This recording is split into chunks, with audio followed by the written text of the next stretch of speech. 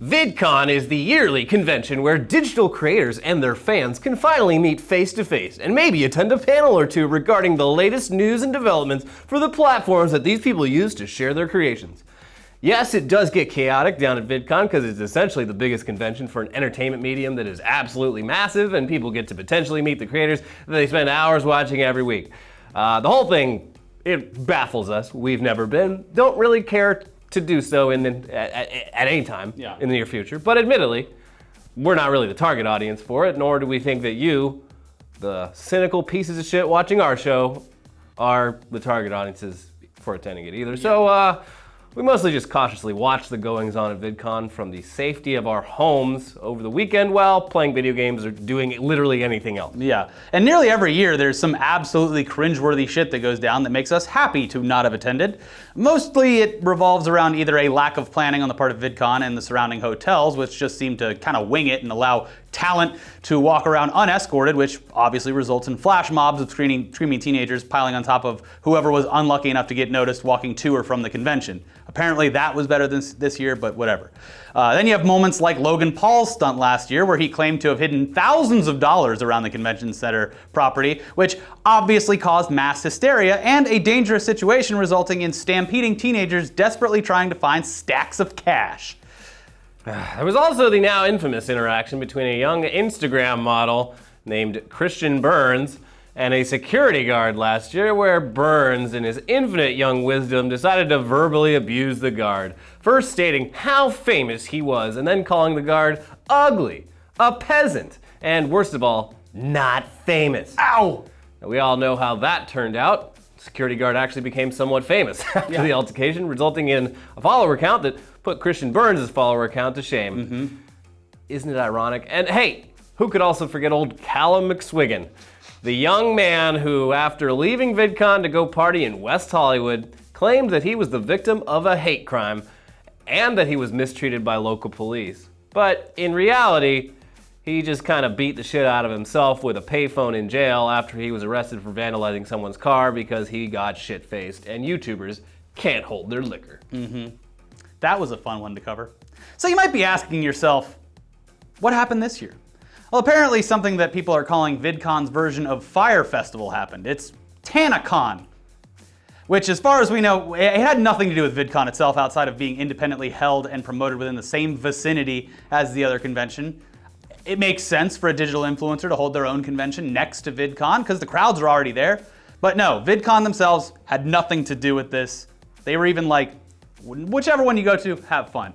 But to be honest, we care very little about this, so we're just going to give you the basics of what happened. Also, we're not really aware of this creator anyway, so from the outside looking in, it seemed more like bad planning rather than her just being a bad person. But like with anything, once we started peeling back the damn layers of this thing, it turned into a whirlwind of new stupid knowledge that we had to sacrifice space in our brains for.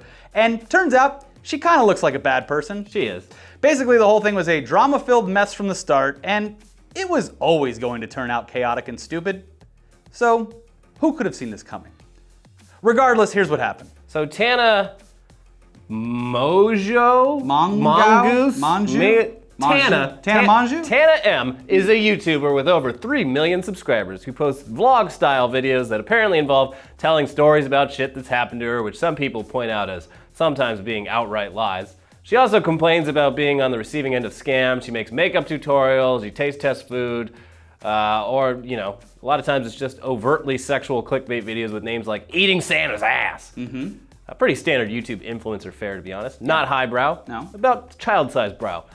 Anyway, she was apparently upset that she didn't get a featured creator badge last year from the VidCon staff, and that resulted in her not receiving proper security detail and a different level of access.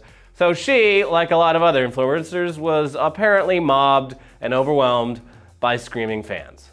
So, What did she do? She made an 80-minute long video rant titled, "Why I Won't Be Attending VidCon 2018. 80 minutes. 80 minutes. Grab your bedpan. You're not getting up for this one. Insert that catheter. Yeah, so she just rattled off like a bunch of complaints towards the convention and the people behind it, which, you know, got the attention of Hank Green, one of the guys who started the convention, who responded to her video saying, "The online video community is lucky to have a huge number of talented and popular creators, and VidCon is lucky to be able to work with so many of them. The only bad part about that for VidCon is that since we can't feature everyone, creators who have active, enthusiastic communities who are wonderful and make fantastic stuff sometimes end up unsupported in public spaces, creating situations that are dangerous for creators and fans alike. We work to keep situations like that from escalating. We understand that this might seem overboard from the outside, but it's the call we felt was right. Okay, obviously this response didn't really help things, so 80-minute complaining video aside, she set out on her journey to create her own convention called Tanacon. This Tanacon thing, it would make sure that everyone is a featured creator. Oh! But wow. In name alone. Even me? Yeah. The free tickets were literally called feature creators. Yeah. It was going to be held at a hotel adjacent to VidCon and feature special guests like Bella Thorne, Ricky Dillon, Elijah Daniel, Chris Clemens, Karina Kopp, Adam Grandmason, and more. I don't know. They even eventually confirmed appearances by people we actually recognize, like Casey Neistat, Miranda Sings, and Shane Dawson. Wow! Tickets were free, but there was also a $65 VIP option where you would also be guaranteed private meetups, receive a gift bag, and some text messages from creators or something. Okay, you already know where this is going, right? Of course you do. You can't just fucking wing it when it comes to actually creating an event, no matter how big or small. It should be obvious to anyone just how many moving parts go into producing something like this. You can't just get a bunch of e-celebs together, invite anyone and everyone, and then think everything's gonna be safe, logistically sound, or hell, even entirely legal. So, of course, Tanacon was a goddamn train wreck from the second it was underway on Friday morning. Yeah. So the best retelling events of Tanacon from start to finish came from a Twitter account aptly named Lil Bitch, who chronicled the entire event for the world to see. Here are some highlights. The night before, they changed the registration time from 8 a.m. to 6 a.m., but didn't start registering anyone until 8:50 a.m. FFC's featured fucking creators found out earlier this week that despite paying extra money for line skipping, they're not guaranteed to meet anyone, even with a reserved meet and greet. Reserved meet and greets sold out in minutes. No creator schedule was checked for clashes with VidCon. This means creators had overlapping panels and meet and greets. Apparently the gift bags contained only a sticker and 2 condoms.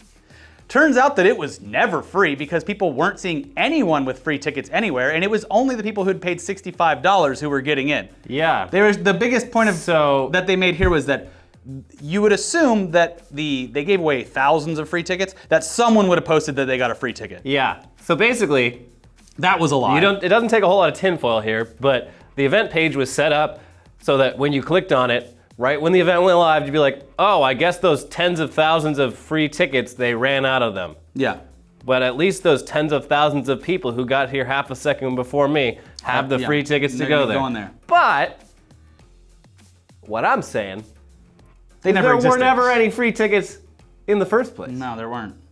There might have been like a dozen. Yeah. Anyways. So anyway, moving on. Despite advertising that they knew the event would attract 5,000 to 15,000 people, the hotel that it was held at could only hold just over 1,000, even in its biggest room. People who actually attended reported the following. Some didn't get in and had waited for hours in line. Ones that did get in reported that there was no room to walk anywhere. One hallway of stuff, no food, no regulation of wristbands, so you could just tell security which one you got, and they gave it to you. Each meet and greet had 500 signups, but rooms couldn't even fit half of that, so a majority of the people who even paid for things got nothing. They weren't letting more people in until other people left, which means it was trickling in because once you were in, you basically didn't get shit, so people were just waiting for something to happen or get their meet and greets. They were selling merch for prices as high as $200 per shirt, and within just a few failed hours, the entire thing was shut down by the fire marshal, and they kicked everyone out. Sad as it is, someone who was unfortunate enough to attend both this and DashCon claimed that this one was worse. Yeah. Probably because, at least DashCon had that ball pit. This one did not have a ball pit as far as I know. No ball pit. Yeah. And DashCon, plenty of space to move around. Lots of space at DashCon. And I also want to point out, if you're not from Southern California, this was in like 95-degree weather. There was a fucking heat wave over the weekend. It was very hot. Asphalt-covered parking lot where people were waiting. Yeah, so people, they were cooking. They were cooking. People showed up at like 6 a.m. to get in line and stood out there for 4 hours in the heat, and they're young and they're fucking morons, so they didn't bring water, they didn't bring sunscreen. People were fainting and shit. Yeah.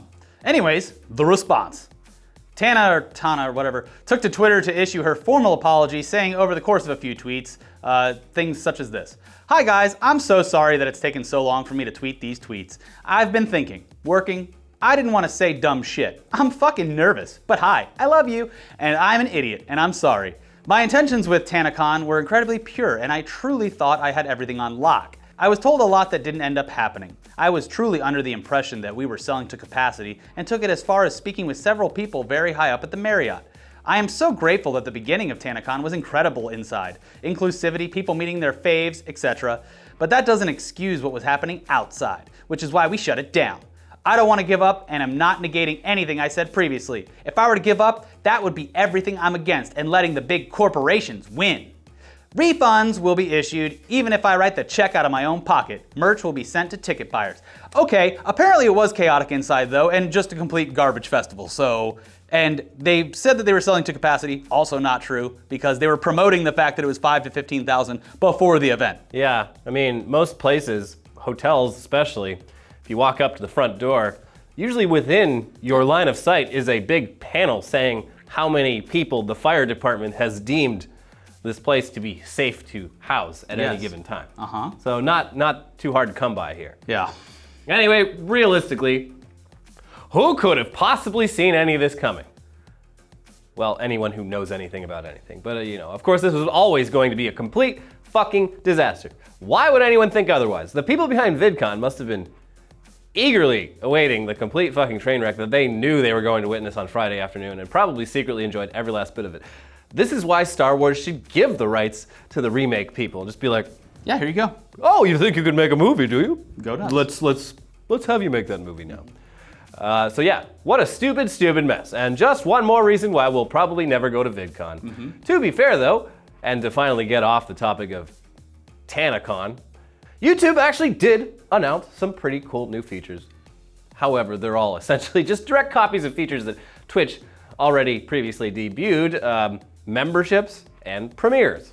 Memberships might actually literally make it possible for us to do this channel as a career full-time because it allows you, the viewer, to become a member of the channel for $5 a month, which will support us as independent creators and provide you with not only a sense of pride and accomplishment, but also a badge that shows that you're a supporter and potentially some custom emojis that you can use in chat and on comments. Wow. And literally, you putting in $5 a month to a channel is more than they will ever make off of you in ad revenue that entire month. Yeah, or like, I'd say probably even a year. But anyways, that's a real cool feature, and I beg of you to please use it when it actually goes live on our channel. Premieres are exactly like the Twitch Premieres feature that they launched, but if you don't know what that is, it's basically you'll have the ability to premiere a pre-recorded video as if it was live and watch it alongside the viewers and participate in a live chat. Also a cool feature depending on how it integrates and if they like chop off the countdown automatically for you when it goes to a video. Remains to be seen how it'll affect the actual views of the video after the live stream, but I'm curious. All shit talking about YouTube aside, these new features are seriously going to help our channel out, and we hope that you all take advantage of the membership option when it becomes available for our channel because it could potentially change our lives and allow us to continue doing this show forever. It's a good thing. Yeah. Yeah. Or, Patreon too. Patreon too, but this is like gonna be fully integrated and we'll at least make a badge and an emoji and all that stuff, so it'll be a good thing. Maybe do some private live streams, we'll see. Private. Anyway, we got no idea when that's actually gonna go live for our channel. I'm sure we're towards the end of a very long queue. Yeah. But it's apparently rolling out over the next 30 days or so, and believe us, we will let you know as soon as it's available. A lot, we'll let you know a lot. Anyway, enough about YouTube and VidCon though. Let's take a look at a real hero who was making the rounds on the internet over the weekend. Scott Holt is a New Jersey resident who was apparently running late for a meeting and decided it would be faster for him to commute by paddleboard rather than rely on driving through traffic or relying on public transportation. So that's exactly what he did, much to the amusement of everyone who saw him on his journey across the Hudson River wearing a full suit. To his credit, he made it the entire way without falling, despite hitting plenty of waves created by passing boats. And even though a police officer was waiting for him on the other side, he was let go in order to make his meeting. The Hudson hero. You can't arrest someone if the crime was really cool. Yeah, if the crime's cool, then it's fine. You're free to go. Apparently, he came in where a water taxi parks, and the water taxi driver was very upset. Yeah, well, it's fucking dangerous. So it's absolutely dangerous. It is not like a safe thing to even like canoe across, probably. Yeah, people are really bad at understanding how hard it is to see things when you're controlling a boat. If you go out to literally any lake, lake this summer, some dickhead's gonna be out there floating and be like, "Hey, you almost hit me." He's like, "Yeah, where's your yellow flag? Where you also, are in violation of the law." These are like gigantic like passenger ferries that take a long time to readjust where they're going. So if you finally over the bow spot a young man on a paddleboard, it's kind of hard to correct. To his credit, he made it. I've done paddleboarding. It's very hard for me to stay up on it in just completely flat water. So him adjusting his balance to waves, very impressive. Yeah. Especially in a full suit. It's a cool crime. No one got hurt. It's definitely a cool crime. To be fair, the man was a comedian, and we're not entirely sure that the meeting actually existed in the way that you're probably thinking about a meeting. This is almost probably, certainly a publicity stunt, but hell, it looked ridiculous and no one got hurt, so good for him, I guess. But speaking of publicity stunts though, we're gonna get you out of here and tell you to watch our other videos by clicking the links that are gonna pop up. But we also wanted to say thanks to a few of our June Patreon supporters for taking their hard-earned money and allowing us to make this show. With your contributions, we've purchased new audio equipment and we are paying in advance for our new shooting location that we are gonna be moving into next week. So thank you all so much for the continued support. Watch our other videos. We'll see you next time. Bye-bye.